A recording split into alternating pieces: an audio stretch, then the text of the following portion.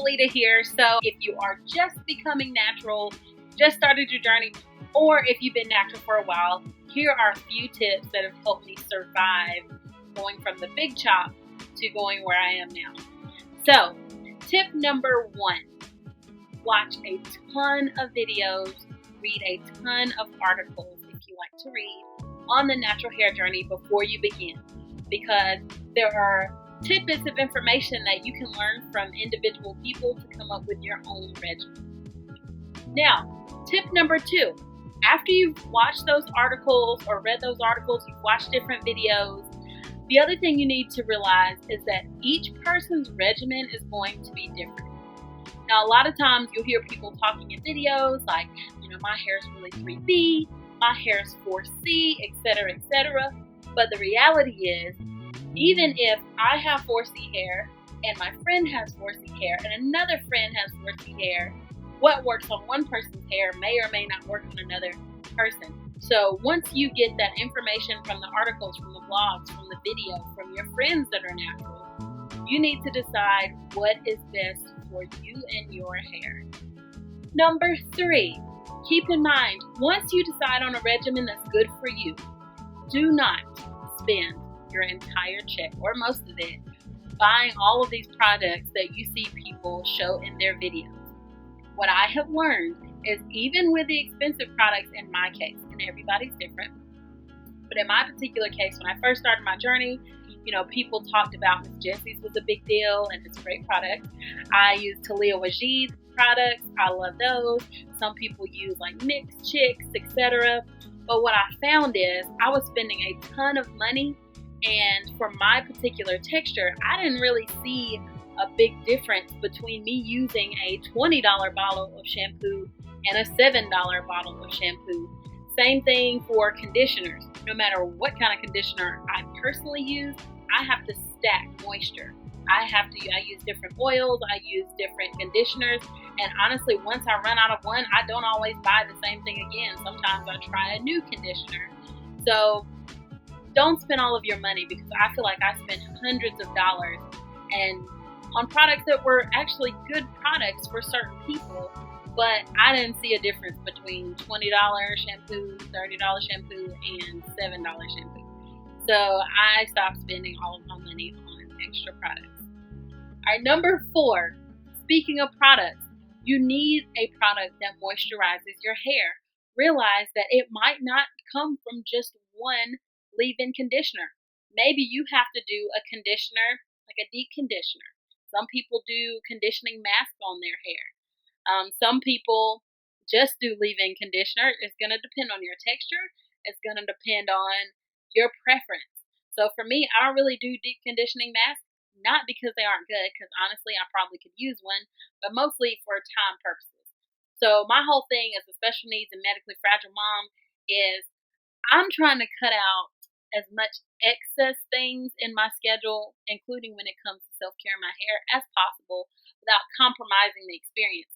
And so for me, to take a shower, wash my hair, spend 20 to 30 minutes, an hour waiting on a deep conditioning mask, having to jump back in the shower, still having to do my regular regimen on top of that, usually that's a little too much. All right, the next tip that you will probably need if you're on this journey is find a hairstyle that works for you. So I actually did the big chop when I first went natural, and I'll have to show you a picture.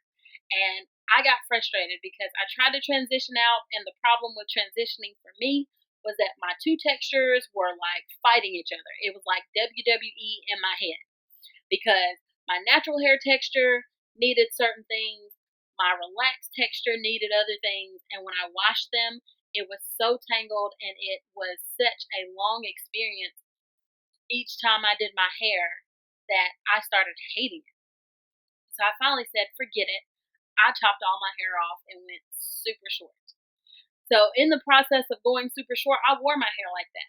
There are people that don't like their hair super short, so maybe they got weave while they were growing their hair out. There are certain people that styled it certain ways while it was short. I just let mine be natural, be free. And it grew back pretty fast. And then after I started getting the hang of things and I watched a lot of different videos, Now, there's so many videos where people do these updos and they're glorious and they're fabulous and they're stylish and they're trendy, and you're like, I want to do that. And I tried a bunch of them on the beginning of my journey, but what I found for me is I like doing the twists, because even when my hair was shorter, I could twist it in different styles fairly quickly, and it didn't take up my whole day to do my natural hair.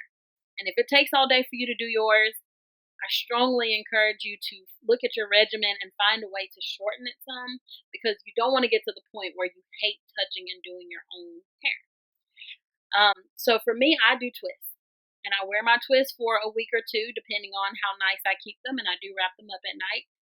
And after those 2 weeks, I wear a twist out, and I usually wear that twist out for a week or two. And once I do the twist out, depending on how I'm feeling, sometimes I'll just pin it up and twist it certain ways, the old twist out hair, into a new style, and I'll wear my hair for up to a month without having to wash it again. So find something for you. If you're one that's natural but you like to get your hair straightened, it's your hair. If you like to wear braids and the dreads that they put in, still your hair. So you do what is best for you. Okay? And the next thing on this journey is just keep learning and make sure that you are enjoying the experience. Because when I first went natural, and I'll be honest with you, I had, fairly long hair when I had a relaxer. And people got used to that. People said, oh, your hair's so beautiful, your hair's so long, yada, yada, yada. When I did the big chop, I had so many people tell me, your hair's so nappy. Your hair is so ugly. You need to get your hair fixed. You need to go see a beautician. What's wrong with your head? I had people put their hands in my hair. Don't like that. Please don't do that, even now. And pull on it like it was just not attached. You'd be surprised all the things people do when you're natural, and you'll find that. But just so you know, those same people, after my hair started growing back, and it grew fairly quickly, within a couple years or so, it was fairly long. They realized, they started asking me, hey, what do you use in your hair to make it so shiny? Who styles your hair? And guess what? This is the same hair that grew out of my head when it was super short. So, with you going on this journey, there will be people that say ugly things to you. There will be people that do ugly things to you. You will try products that you think, oh, everybody on YouTube, everybody that I've seen on Instagram is raving about this product, and it won't work on your hair. Or everybody's raving about this style, doesn't work for you. And that is perfectly okay. But what I will say is, do not let those to me it's like mini speed bumps, okay? Those big ones that are super high. You'll still get to where you're going, you just might go over it a little bit slower. Those things might slow you down just a little bit. But if you are on this natural hair journey for you, and truly for you, you have to ignore all the negativity, all the things that people say, and you have to find what works best for you, your schedule, and your life.